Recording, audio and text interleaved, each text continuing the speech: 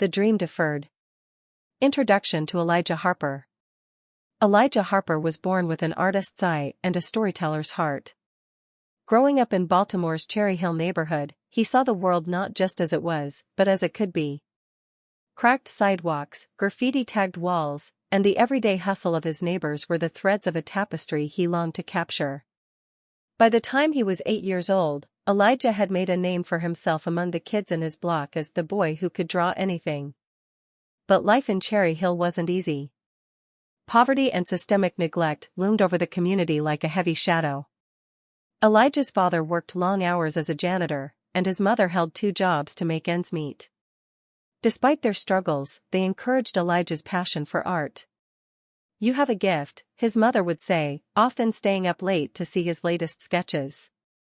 "Don't let this world take it from you." By high school, Elijah's talent was undeniable. Teachers showcased his work in school exhibitions, and local competitions frequently named him the winner. Yet, for all the praise, Elijah felt the walls of his reality closing in.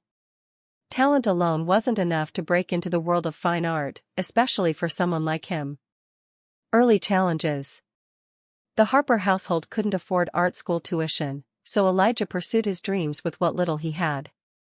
He worked part-time jobs to buy supplies, turning his cramped bedroom into a makeshift studio. His canvases were salvaged wood panels, and his paints were whatever he could afford at the local craft store. His work was raw and deeply personal. Each painting told a story: a single mother waiting at a bus stop with tired eyes but a determined stance, kids playing basketball under a flickering streetlight, a preacher on the corner shouting about salvation while life carried on around him. His art wasn't about perfection, it was about capturing the soul of his community.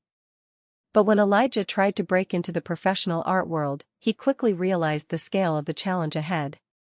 Gallery after gallery turned him away, their rejection letters often filled with thinly veiled dismissals: "Your work lacks polish," or "We cater to a different clientele." Elijah knew what they meant. His lack of formal training and connections was a barrier.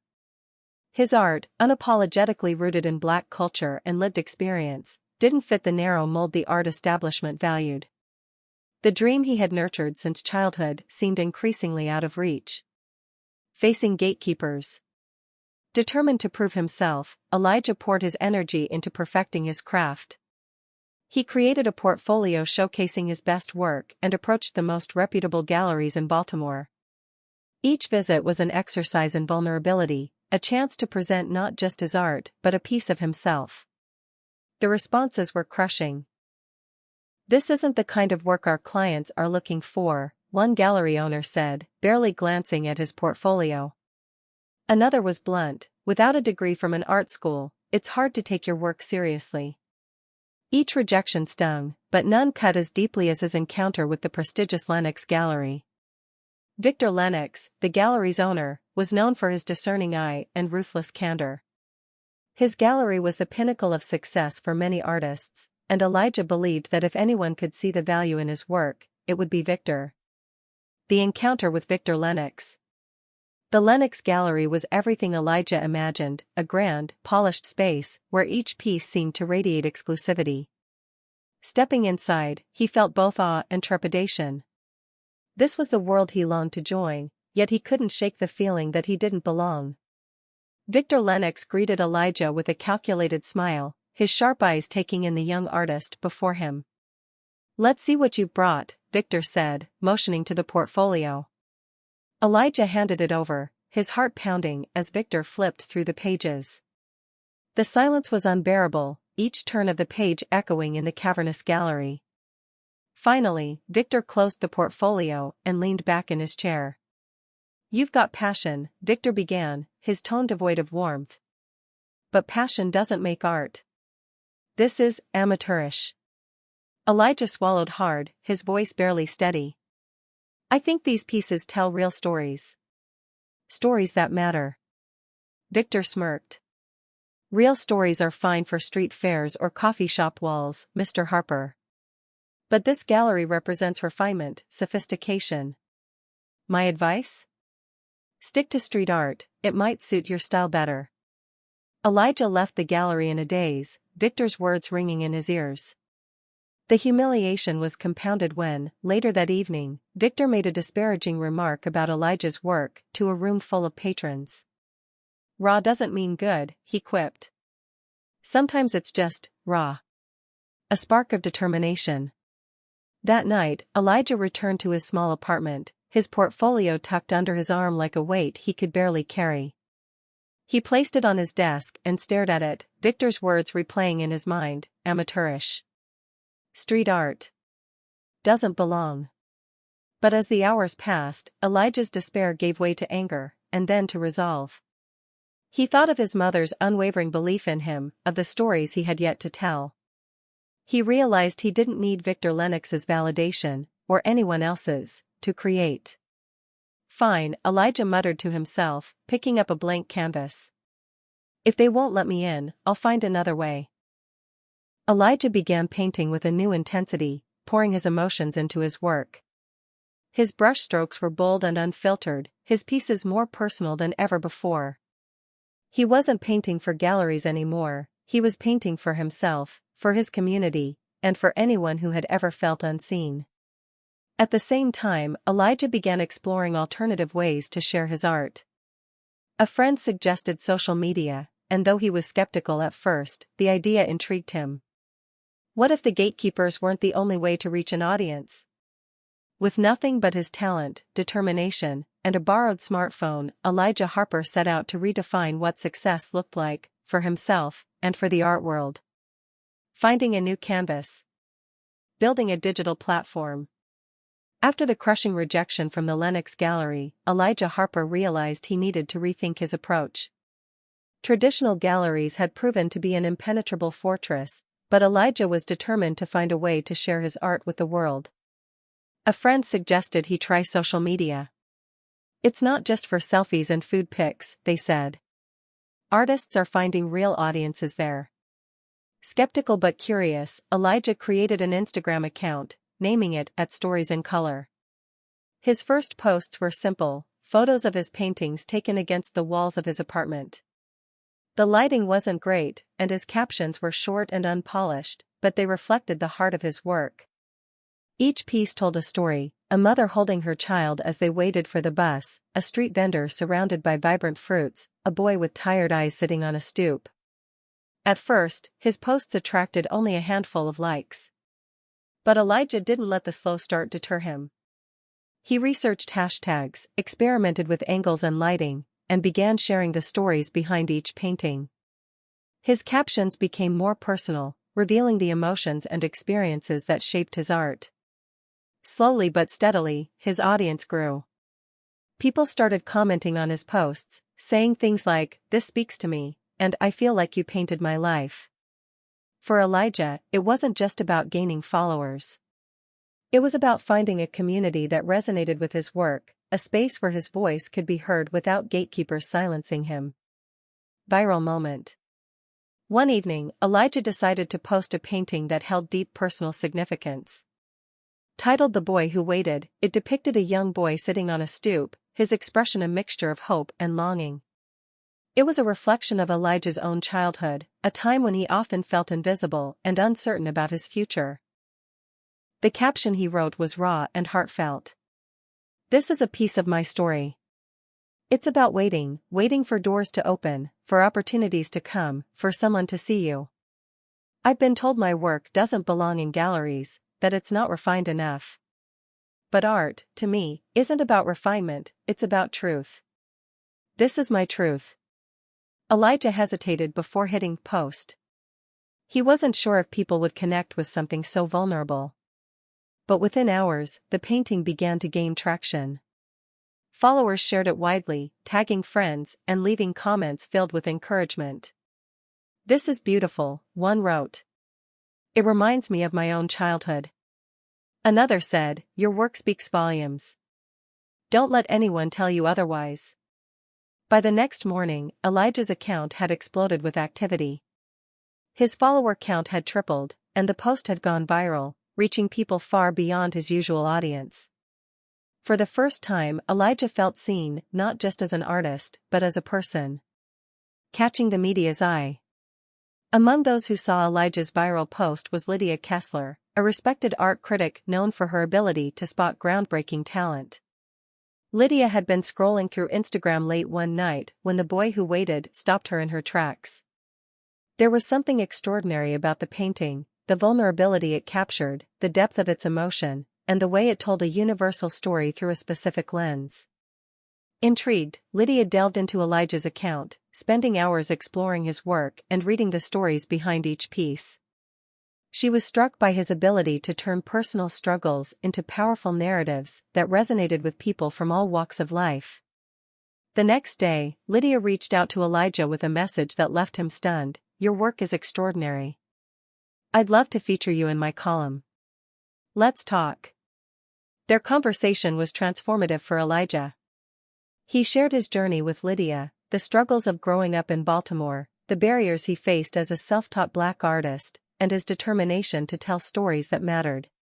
Lydia was captivated by his honesty and passion. A week later, her article was published in the Vanguard, a prestigious art magazine. Titled "The Artist of the People, Elijah Harper's Stories in Color," the piece praised Elijah's work as a raw and unfiltered exploration of humanity. It described him as a rising star who was redefining what it meant to be an artist in the modern age.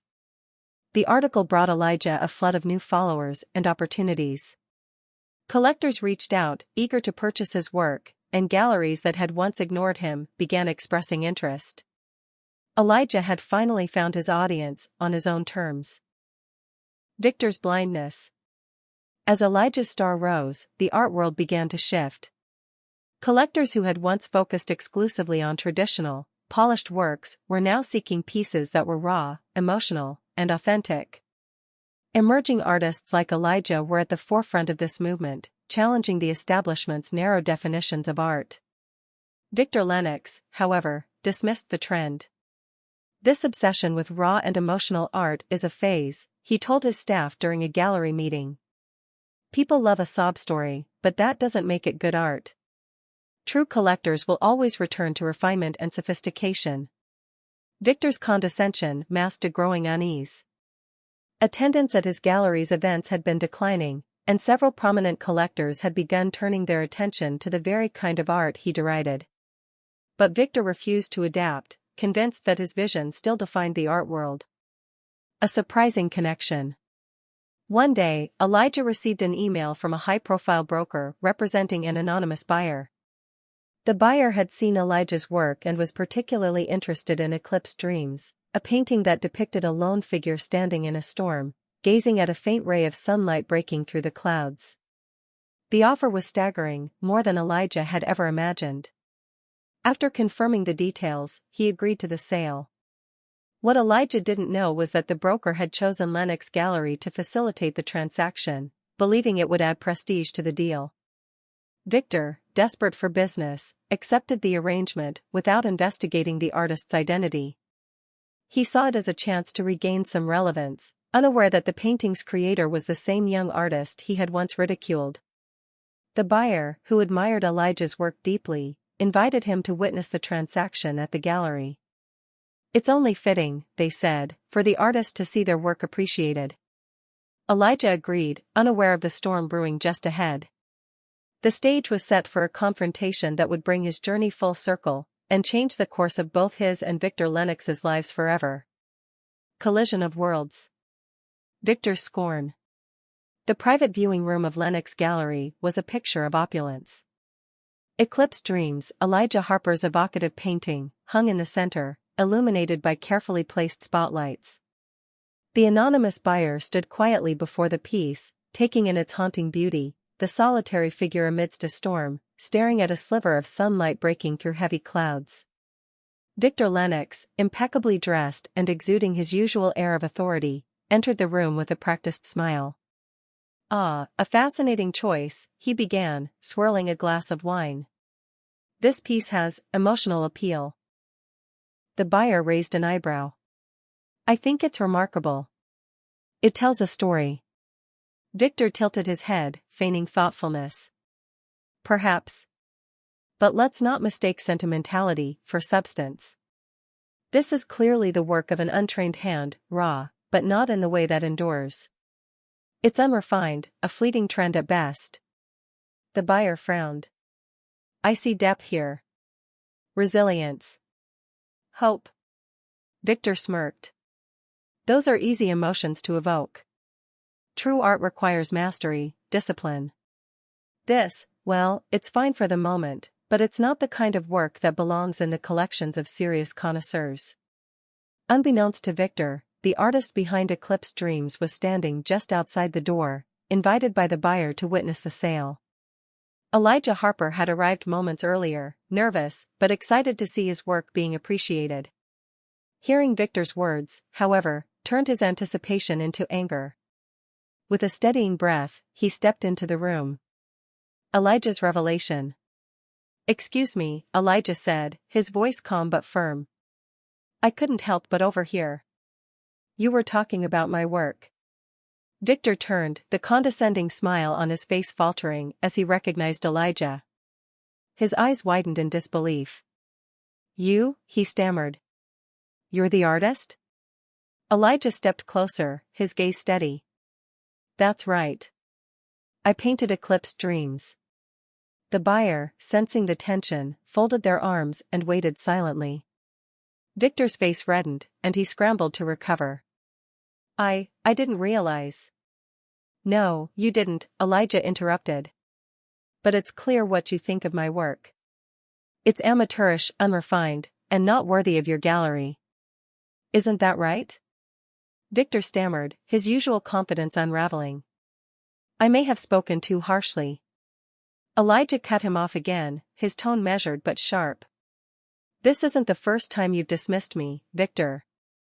When I came to you with my portfolio, you told me to stick to street art. And now, here you are, selling my work without even knowing it. The buyer, their patience wearing thin, addressed Victor. You've been profiting off this artist while belittling his talent. That's shameful. Victor tried to backtrack, but the damage was done. The power dynamic in the room had shifted entirely. Elijah, once humiliated and dismissed, now stood as the rightful center of attention. I don't need your validation, Victor, Elijah said, his voice steady. But you should know this, art isn't about gatekeepers like you. It's about connection, truth, and stories that matter. Ripple effects. The confrontation didn't stay confined to the gallery. The buyer, an influential figure in the art world with a significant social media following, shared the story online. Today, I witnessed an extraordinary moment, they wrote. An artist dismissed by Victor Lennox as amateurish turned out to be the creator of the very painting he was selling. The arrogance and hypocrisy on display were staggering. The post went viral within hours, sparking a wave of backlash against Victor Lennox. Collectors, artists, and critics chimed in, sharing their own negative experiences with him. Art blogs and media outlets picked up the story, running headlines like "The Gatekeeper Exposed," Elijah Harper's confrontation with Victor Lennox, and "The Artist Who Took Down a Titan." For Elijah, the viral moment was transformative. His social media following exploded, and his work received widespread recognition. Collectors who had once overlooked him now clamored to purchase his pieces, drawn not just by his talent but by the authenticity and resilience of his story. Elijah used the spotlight to amplify his message about inclusion and the need for systemic change in the art world. He became a symbol of what was possible when artists rejected gatekeeping and carved their own paths. Victor's decline. For Victor Lennox, the fallout was swift and severe. Prominent collectors withdrew their support from Lennox Gallery, unwilling to associate themselves with its tarnished reputation. Several high-profile artists severed ties, choosing instead to align with spaces that celebrated diversity and authenticity. Victor's attempts to control the narrative only made things worse. Public apologies came across as insincere, and his efforts to pivot toward championing emerging talent were dismissed as desperate and performative. The once thriving gallery became a shadow of its former self, its grandeur replaced by an air of desperation. Within months, Victor was forced to downsize, selling off parts of his personal art collection to cover mounting debts. His name, once synonymous with prestige, became a cautionary tale of arrogance and resistance to change. As Victor's world crumbled, Elijah's success continued to soar. But for Elijah, this wasn't just about personal vindication, it was about proving that art belonged to everyone, not just those who conformed to outdated notions of what it should be. Redemption's path. Victor's desperate appeal. Victor Lennox sat in the empty halls of his once prestigious gallery, now stripped of its grandeur. The walls, which had once displayed the works of renowned artists, were bare, and the silence was deafening. His name, once synonymous with power and exclusivity in the art world, had become a cautionary tale. Facing bankruptcy and mounting debts, Victor was forced to confront the reality of his downfall. With nowhere else to turn, Victor decided to reach out to the one person who might listen, Elijah Harper. The irony was not lost on him. The young artist he had mocked and dismissed was now a celebrated figure, his work representing everything Victor had once dismissed as unrefined. Swallowing his pride, Victor wrote a heartfelt email, admitting his mistakes and asking for a meeting. To his surprise, Elijah responded. "Let's talk," the reply read. The meeting was scheduled at the Phoenix, Elijah's newly established gallery. When Victor arrived, he was struck by the gallery's vibrancy. The space was filled with color, life, and stories, each piece a testament to the diversity and resilience of its creators. It was nothing like the sterile, exclusive atmosphere of Lennox Gallery. Elijah greeted Victor with a calm but guarded demeanor. "I wasn't expecting to hear from you," Elijah said. Victor hesitated, his voice trembling with vulnerability. "Elijah, I've lost everything. My gallery, my reputation. I know I don't deserve your forgiveness, but I want to change. I'm here to ask for a second chance." Elijah's offer. Elijah studied Victor, searching for sincerity in his words. The man who had once radiated arrogance now stood before him humbled and desperate. Elijah could feel the weight of Victor's words, but forgiveness wasn't something he could offer lightly. "You've spent years tearing people down," Elijah said. "Why should I believe you're ready to change?" Victor's gaze dropped. "Because I've seen what happens when you don't. I've hit rock bottom, Elijah. And I don't want to be the person I was anymore. Let me work here, not as a gallery owner, but as someone who learns. I'll do whatever you ask." Elijah considered this for a moment. The Phoenix had been built on the principles of inclusion and second chances. If Victor was genuine, this could be an opportunity for both of them. "All right," Elijah said finally. "I'll give you a probationary role here. But understand this gallery isn't about ego or exclusivity. It's about respect, collaboration, and celebrating the stories of every artist who walks through these doors. If you're here, you'll need to embrace that." Victor nodded, his voice filled with gratitude. "Thank you, Elijah. I won't let you down." Victor's growth. Victor's first days at the Phoenix were humbling. Elijah assigned him to menial tasks, helping artists set up their installations, arranging chairs for events, and greeting visitors. For a man who had once dictated the trends of the art world, it was a stark adjustment. But Victor approached his new role with quiet determination, eager to prove that he had changed. As he spent more time in the gallery, Victor began to see art through a new lens. He met artists from diverse backgrounds who shared their stories of struggle, resilience, and triumph. A single mother using painting to process grief, a refugee expressing their journey through sculpture, and a teenager channeling their identity into bold, vibrant murals. Each encounter reshaped Victor's understanding of art's true purpose. Their journey, once defined by conflict, had become a story of collaboration, growth, and redemption. For Elijah Harper, the work was far from over. But as he continued to dream and create, he knew he wasn't just building a legacy, he was building a world where every artist, regardless of their background, could find their voice. A legacy etched in color. The transformation of a gallery. The once exclusive Lennox Gallery, with its cold marble floors and pristine white walls, had become a vibrant space of inclusivity and creativity under Elijah Harper's leadership. Renamed the Phoenix Central, the gallery was reborn as a haven for emerging artists and a hub for community engagement. Gone were the intimidating displays meant to dazzle an elite clientele. In their place were walls alive with color and stories, each piece reflecting the diverse voices that had been overlooked for too long. The entryway featured a mural painted collaboratively by local artists, depicting themes of resilience, connection, and hope. Inside, the gallery was a hive of activity, workshops, artist talks, and community events brought people from all walks of life together. Elijah ensured that the Phoenix Central remained accessible to all. Entry was free, and there were dedicated spaces for children and aspiring artists to create and explore. A rotating exhibition space showcased works from marginalized creators worldwide, giving them a platform to share their perspectives and connect with new audiences. The transformation of Lenox Gallery into the Phoenix Central wasn't just symbolic, it was a tangible representation of Elijah's vision for the art world. It was no longer a fortress for the privileged, but a beacon for those whose voices had long been ignored. Victor's redemption. Victor Lenox, once the embodiment of gatekeeping and elitism in the art world, had become a respected mentor and advocate for diversity. His time at the Phoenix had reshaped his understanding of art, teaching him that its true value lay not in exclusivity but in its ability to connect and inspire. Victor's transformation was evident in the relationships he built with the artists at the Phoenix.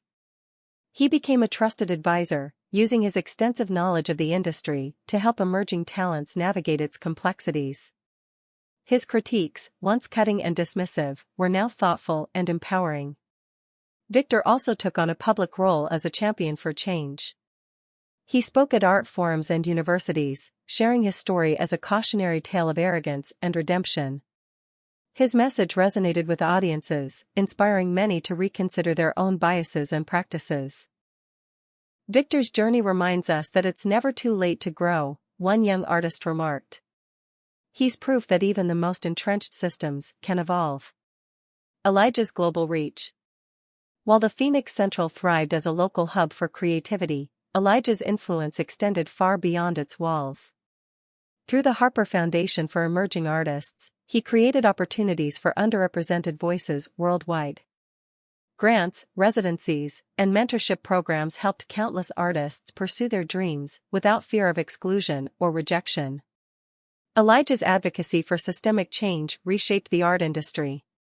His speeches at international symposiums challenged institutions to rethink their definitions of fine art and expand their platforms to include diverse perspectives. Under his leadership, major museums and galleries adopted policies promoting equity and accessibility. Elijah's work also sparked a cultural shift. Artists who had once felt pressured to conform found the courage to embrace their authenticity. Collectors, curators, and critics began seeking out works that told honest, emotional stories, breaking down the barriers that had long defined the art world. Elijah Harper didn't just change the industry, a prominent critic wrote. He redefined it, proving that art is at its best when it reflects the full spectrum of human experience.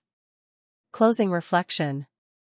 On the 10th anniversary of the Phoenix Central's reopening, Elijah Harper stood in the gallery's main hall, surrounded by a sea of faces. Artists, collectors, and community members mingled, their voices filling the space with laughter and conversation. Children painted on large canvases in a workshop corner, while visitors admired the latest exhibition, which featured works by young creators from around the globe. Elijah walked slowly through the gallery, taking in the sights and sounds. He paused in front of Eclipsed Dreams, the painting that had catalyzed his confrontation with Victor Lenox. It now hung in a place of honor, a testament to the journey that had brought him here. Victor approached, holding 2 glasses of champagne. "You've built something extraordinary here," he said, handing Elijah a glass. Elijah smiled. "We've built it, Victor. Together." As the evening wore on, Elijah found a quiet moment to reflect.